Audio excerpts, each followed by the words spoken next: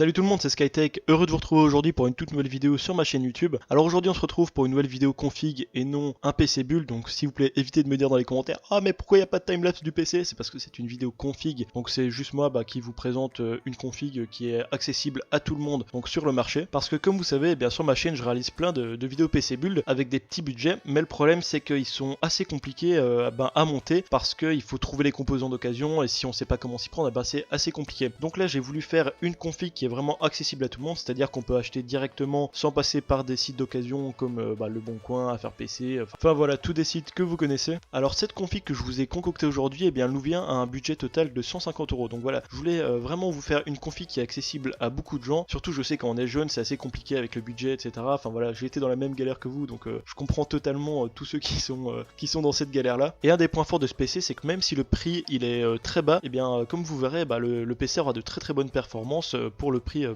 qu'on a payé, parce qu'il pourra tourner des jeux comme Fortnite, Minecraft, CSGO, League of Legends, enfin tous des jeux e-sport en qualité et en résolution raisonnable. Donc voilà, vous aurez du 60 fps 1080p dans les graphismes moyens environ, ce qui est vraiment très bien pour ce que c'est au final. Donc voilà, sans plus tarder, nous allons maintenant passer à la présentation des composants. Juste avant de passer à la config, j'avais 2-3 petits trucs que j'ai oublié de vous dire. Premièrement, c'est que le système d'exploitation n'est pas inclus dans la config, donc ça peut être acheté à côté pour 5 €. Sinon vous pouvez ne pas activer tout simplement la licence Windows et puis vous l'utilisez juste comme ça. Deuxième chose, c'est que vous devez savoir que le PC devrait être monté par vous-même. Après il y a plein de tutos sur internet, donc voilà, c'est pas non plus trop compliqué. Et en dernier, il faut savoir que les prix peuvent fluctuer sur le temps, donc peut-être que les prix peuvent augmenter ou descendre. C'est juste qu'en ce moment, voilà, le prix total du PC il coûte environ 150 €. Donc voilà, maintenant je peux vous laisser avec cette config.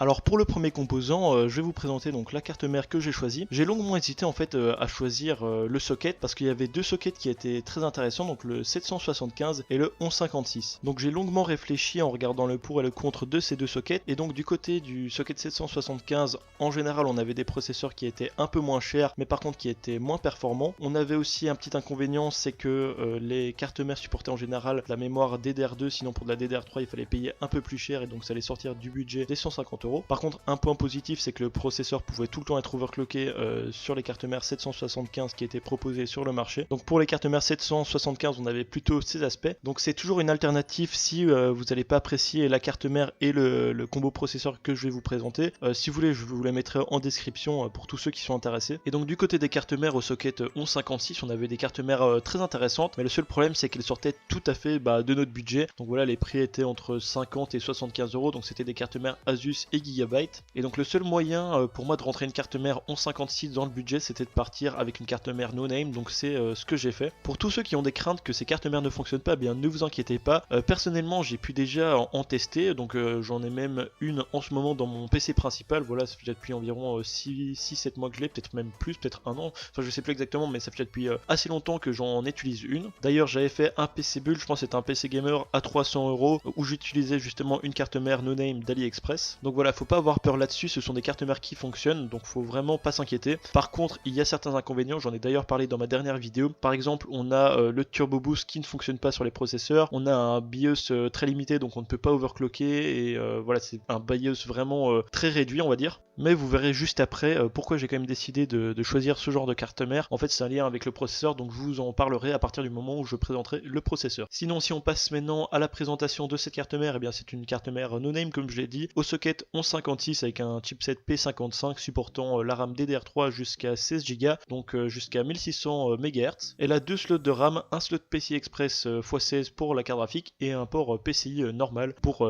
d'autres cartes. Ces cartes mères peuvent être achetées sur des sites comme Cdiscount, eBay ou AliExpress. Là je vous mettrai un lien pour le site AliExpress. Elles sont dans un état tout neuf, donc voilà, elles n'ont pas été utilisées auparavant. Et puis elles peuvent être trouvées donc pour 30 € environ. Là la carte mère que je vous présente, c'est une carte mère venant d'AliExpress qui peut être achetée pour 31 € si je dis pas de bêtises. Donc voilà. Passons maintenant au processeur. Alors pour le processeur, j'ai choisi un i3 550, donc c'est un i3 de première génération. Alors c'est pas du tout le meilleur processeur qu'on peut acheter sur cette plateforme, mais il sera toujours quand même assez performant. J'aurais J'aurais bien voulu essayer de caler un Xeon comme un X3440 par exemple. Voilà, c'est des Xeons qui coûtent vraiment pas cher et qui sont très performants. Par contre, pour vraiment les utiliser optimalement, on va dire, il faut les overclocker. Et comme je l'ai dit précédemment, cette carte mère ne peut pas overclocker, ce qui est vraiment dommage, mais bon, voilà, c'est comme ça. Donc si vous avez la possibilité d'acheter une carte mère Gigabyte ou Asus, et bien là, ne partez pas sur un i3 550, mais prenez plutôt un Xeon, un X3440, X3470 par exemple, ou un i5 750, ça sera largement mieux. Donc voilà, si j'ai choisi le i3 550, c'est premièrement parce qu'on n'est pas spécialement obligé de l'overclocker pour avoir de bonnes performances, et puis ensuite, ce processeur n'a pas de turbo boost, ce qui est bien vu que la carte mère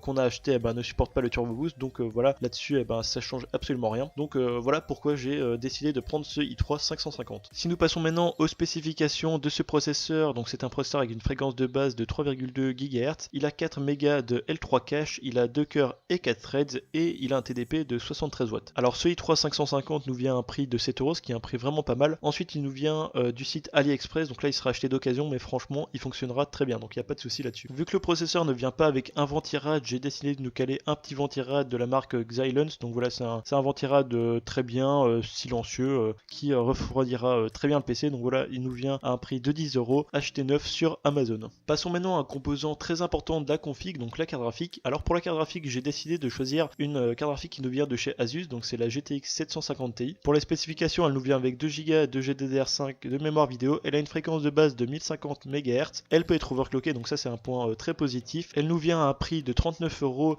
acheté sur AliExpress, donc voilà, comme d'habitude je vous mettrai le lien dans la description. Elle nous vient dans un état d'occasion, mais franchement j'en ai déjà acheté, en général les états sont nickel, il n'y a pas de souci avec ça. Sinon la carte graphique n'a pas besoin de 6 pins pour l'alimenter vu qu'elle consomme très peu, donc voilà, un aspect très positif pour cette carte graphique. Alors pour la mémoire, j'ai décidé de prendre deux sticks de 4 Go en DDR3 bien sûr, en 1600 MHz. Alors c'est de la marque No Name, donc c'est une marque qui s'appelle KLLISRE. C'est une marque que j'ai déjà essayé, donc j'ai déjà acheté ces barrettes de RAM auparavant, elles fonctionnent très bien, donc ça il n'y a pas de souci. Alors c'est des barrettes de RAM qui sont neufs. Alors perso je vous conseille plutôt d'acheter deux barrettes de 4 Go à la place d'une, même si ça coûte 1 euro de plus, bon franchement c'est pas beaucoup. Vaut mieux acheter deux barrettes pour tout simplement avoir un dual channel. Pour le disque dur, j'ai trouvé deux options qui sont assez intéressantes. Alors la première option c'est un SSD que j'ai trouvé sur AliExpress, donc dans un état neuf bien sûr.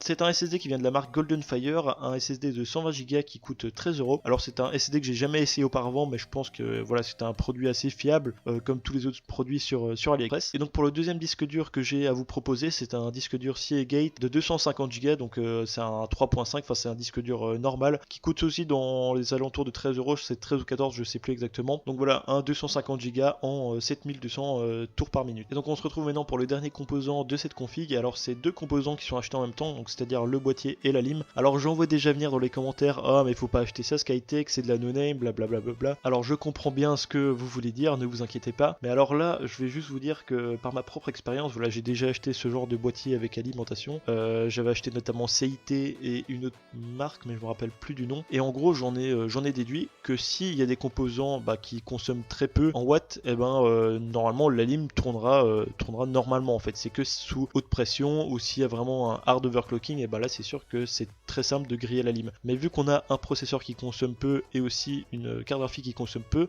normalement ça devrait passer. Voilà, moi par ma propre expérience, j'ai eu un boîtier comme ça pendant 1 an et demi environ, avec une simple carte graphique et un simple processeur qui consommait pas trop, j'ai jamais eu aucun problème. Donc voilà, tant que vous overclockez pas vos composants, normalement il devrait pas y avoir de soucis. Et puis si vous économisez un peu, dans le futur vous pouvez tout simplement upgrader vers une alim comme une Corsair VS350 qui fera très bien l'affaire. Donc ce boîtier, cette alimentation nous vient de la marque Takens, donc c'est Takens Animal. Alors il inclut une alimentation de 500 watts aussi de la marque Takens, et puis malheureusement il n'inclut pas de ventilateur, ça c'est un peu dommage, mais sinon voilà, ce boîtier il supporte les cartes mères ATX, micro ATX et mini TX, et puis ensuite il y a une possibilité de rajouter des ventilos, et donc tout ça nous revient à un total de 33 euros en état neuf bien sûr sur Amazon. Donc voilà, on se retrouve pour la fin de cette vidéo, donc n'oubliez pas de me laisser votre avis dans les commentaires de ce que vous en pensez de cette config que j'ai réalisée. Donc voilà, nous on se retrouve pour une prochaine vidéo, c'était Skytech, bye.